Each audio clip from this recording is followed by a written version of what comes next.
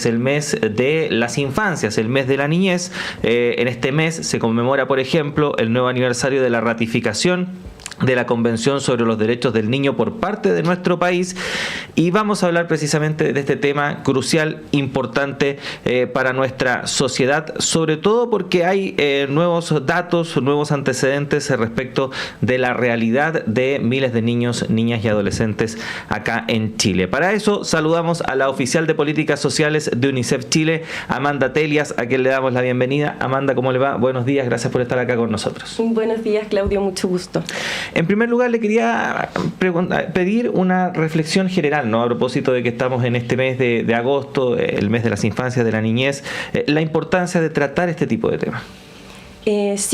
Nosotros estamos relevando el tema de pobreza infantil en este mes de agosto, justamente para no olvidar, ¿cierto?, que muchos niños, niñas y adolescentes viven en esta situación en nuestro país.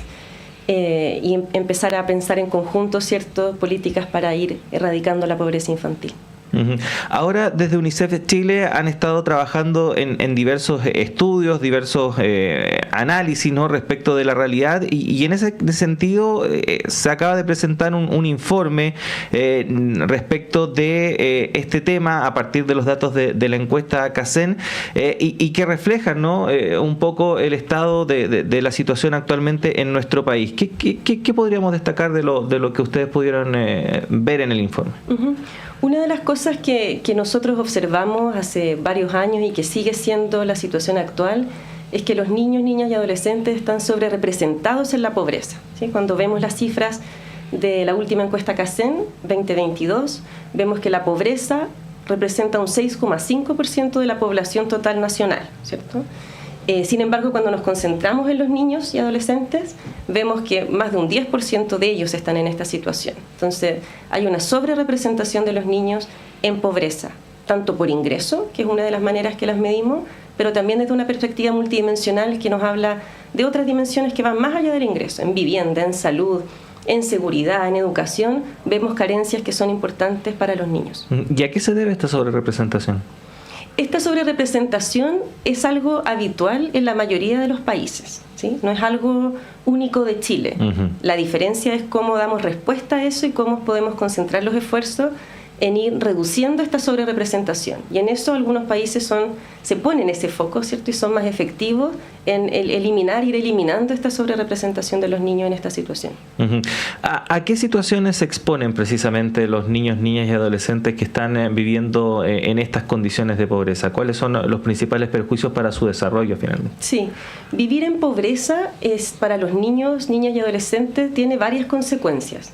Uno, la primera y más importante, es que no cuentan con recursos hoy, ¿cierto?, que son necesarios para su desarrollo. Es no contar con una alimentación adecuada, muchas veces no estar asistiendo a un establecimiento educacional, tener malas condiciones de vivienda. Eso lo que significa para su desarrollo es en el fondo no estamos garantizando sus derechos, ¿sí? Entonces este es el primer tema en el presente. Y además esto limita sus oportunidades para desarrollarse en el mediano y largo plazo. Entonces las consecuencias negativas de vivir en pobreza hoy es lo más preocupante, porque limita sus posibilidades de seguir sus planes de vida y tiene que ver con la posibilidad de estudiar, de trabajar, ¿cierto?, ir desarrollándose, y eso tiene consecuencias que son para siempre.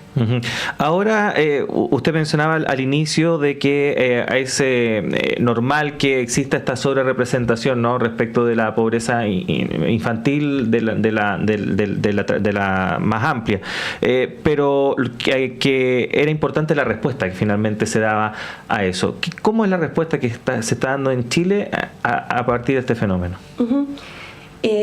Lo que se está realizando ahora y lo que estamos construyendo en conjunto con la Subsecretaría de la Niñez es pensando en un piso de protección social, ¿cierto?, que uno garantice ciertas condiciones mínimas para todos los niños, niñas y adolescentes en el país. Y eso consiste en garantizar ciertos niveles de ingreso para los hogares, pero no solo eso, también garantizar ciertas condiciones mínimas de vivienda, de salud, de educación, de cuidado, y en distintos ámbitos, es decir, hay ciertos mínimos para todos, mínimos comunes que todo niño, niña y adolescente en el país debe tener, independiente del hogar donde nazca. Ahora, Sabemos que esto es multidimensional, ¿no? La pobreza no solo es el hecho de no tener dinero, sino que hay distintos factores que también influyen en que esto se pueda agravar aún más. El tema de la educación, sobre todo. ¿Cómo lo ven ustedes que está actualmente en Chile? El tema de la educación, hoy día nosotros tenemos más amplias coberturas, ¿cierto?, de educación básica y educación media. Sin embargo, hay un grupo de los niños, niñas y adolescentes que son excluidos del sistema escolar, que por distintas razones salen en algún momento. Algunos vuelven a entrar, algunos no completan su educación. Entonces, ese es un grupo en particular de preocupación, ¿cierto?, porque se ve limitado, como decíamos, no solo el derecho a la educación, sino que sus oportunidades para desarrollar sus planes de vida más adelante. Se habló mucho de eso respecto de los efectos que había tenido la pandemia, que había habido un aumento de la deserción precisamente en aquellos sectores con menores recursos.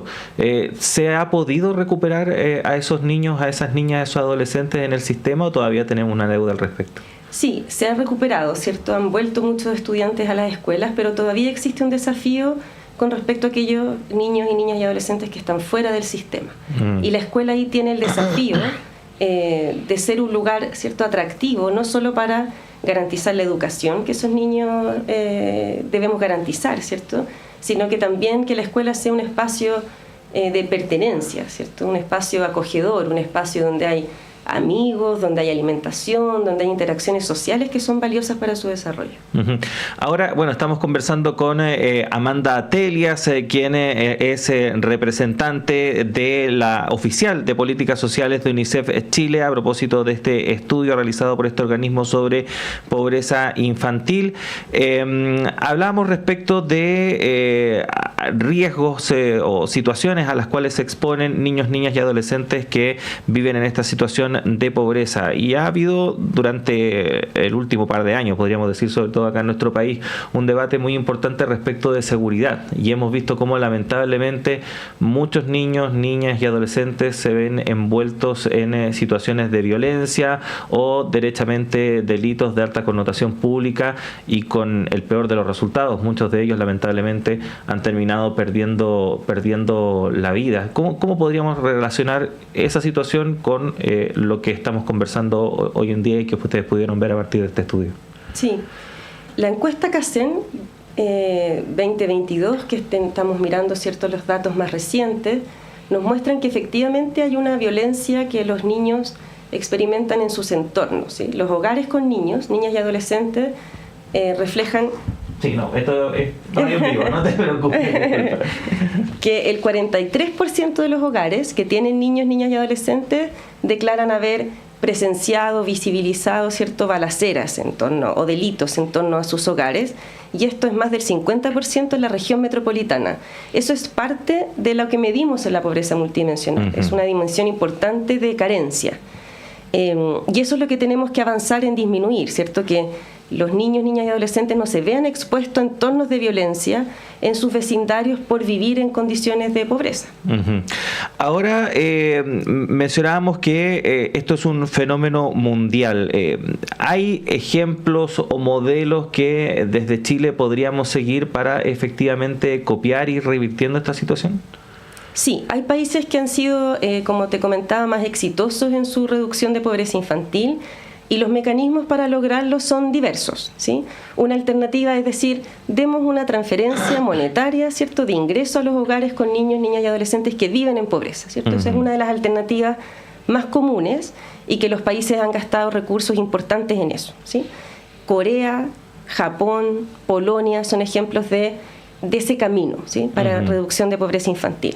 Pero también existe la posibilidad de garantizar no solo ingresos, como decías tú, sino que otras prestaciones que son importantes para su desarrollo, que también definen su condición de pobreza, y es garantizar educación, salud, seguridad, cuidados, que permiten en el fondo que los niños vayan saliendo de situación de pobreza. Y eso requiere recursos, pero también acuerdos políticos, ¿cierto? Consensos en que esto es una prioridad, no solo por la garantía de los derechos de los niños, que está mandatado, ¿cierto?, Chile hacerlo, sino que también es un desarrollo de nuestra sociedad. Cuando nosotros invertimos en los niños hoy, lo que estamos haciendo es invertir en nuestra sociedad de mediano y largo plazo. Uh-huh. Cuando hablamos de desarrollo personal, siempre tomamos como base consideraciones que pueden ser a lo mejor más materiales, como por ejemplo precisamente los recursos monetarios, la estructura que pueda rodear nuestro entorno, etcétera, etcétera. Pero cuando hablamos de infancias, cuando hablamos de niñez, también hay cosas que cuando uno va creciendo, cuando adulto, se nos olvida, ¿no? Y el juego, por ejemplo, es muy importante para el desarrollo de niños, niñas y adolescentes. ¿Cómo poder ir incorporando también esas dimensiones, esos factores a la hora de ir haciendo estos análisis o incluso a la misma hora de elaborar políticas públicas?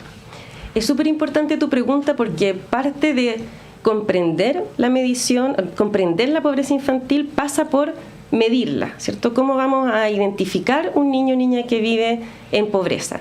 Y para eso nosotros estamos avanzando en tener un indicador de pobreza infantil que esté concentrado justamente en las necesidades de ellos, uh-huh. ¿sí? Hoy día nosotros tenemos mediciones de pobreza tanto por ingreso y multidimensional a nivel de hogar. Lo que decimos hoy día son niños y niñas que viven en hogares en pobreza, pero no necesariamente están incorporadas ciertas condiciones como la que tú mencionas de juego en estas mediciones. Entonces nosotros podemos considerar juego como algo fundamental que tenemos que garantizar, espacios públicos para realizar juego, materiales en sus hogares, juegos en sus hogares, ¿cierto? Y podemos evaluar pobreza infantil también a partir de este tipo de indicadores. ¿Y cómo se incorpora precisamente a los protagonistas, a los niños, niñas y adolescentes en estos debates, en estas discusiones?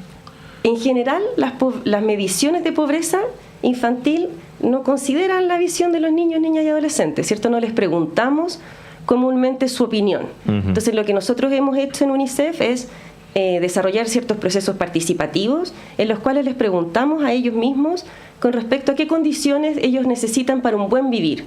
No, porque no es lo mismo preguntar por carencias que consideran pobreza, ¿cierto? Uh-huh. Sino que más bien qué cosas necesitan ellos para un buen vivir o necesitaría cualquier niño o niña.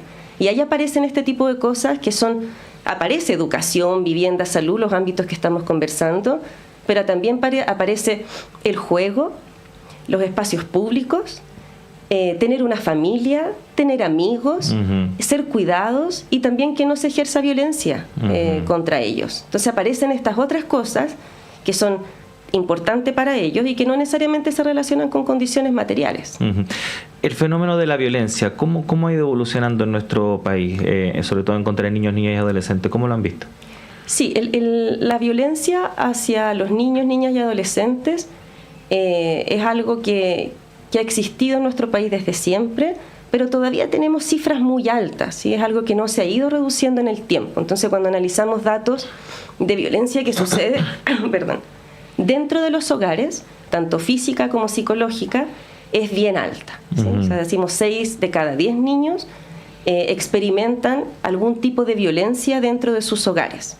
Y esto es transversal a los niveles socioeconómicos, ¿sí? Esto no solo es algo que sucede en hogares en pobreza, sino que también sucede en hogares de mayores ingresos. Y es algo que tenemos que erradicar. No solo existe la violencia en sus entornos, no solo existen estos casos dramáticos que escuchamos de violencia contra los niños que terminan en su fallecimiento, sino que también existe violencia dentro de los hogares, violencia en los espacios escolares y que son ámbitos de preocupación. Uh-huh. Bueno, este informe está a disposición del público. ¿Es posible, por ejemplo, descargarlo? ¿Cómo se puede hacer? Sí, va a estar disponible en nuestra página. Nosotros lo que estamos haciendo ahora es el informe que tú comentas, es una recopilación de distintos análisis de pobreza infantil que considera tanto esta base de datos de CACEN 2022, que es un panorama socioeconómico nacional, pero también considera la visión de los niños que estábamos uh-huh. conversando, también considera una perspectiva que nos podamos comparar con lo internacional y ver cómo andamos con respecto a la garantía, ¿cierto?, de derechos con respecto a otros países. Así que esto va a estar disponible para compartir y para que vayamos, ¿cierto?, diagnosticando de manera correcta la pobreza infantil, para ir diseñando políticas públicas en conjunto. Efectivamente, un tema tan pero tan importante y en ese sentido el aporte que realiza habitualmente UNICEF y en este caso UNICEF Chile es muy relevante de atender y por supuesto también de publicitar, de diversificar y que todo el mundo pueda conocer cuál es el trabajo que ahí se realiza. Amanda Telias, oficial de Políticas Sociales de UNICEF Chile, queremos agradecerle que haya estado con nosotros a esta hora de la mañana y especialmente aquí en el estudio. Que esté muy bien. Muchísimas gracias. Buen día. Buen día. Y nosotros vamos a estar muy pendientes no solamente respecto de lo que ocurra con este tema, sino con otros, porque se espera para hoy una jornada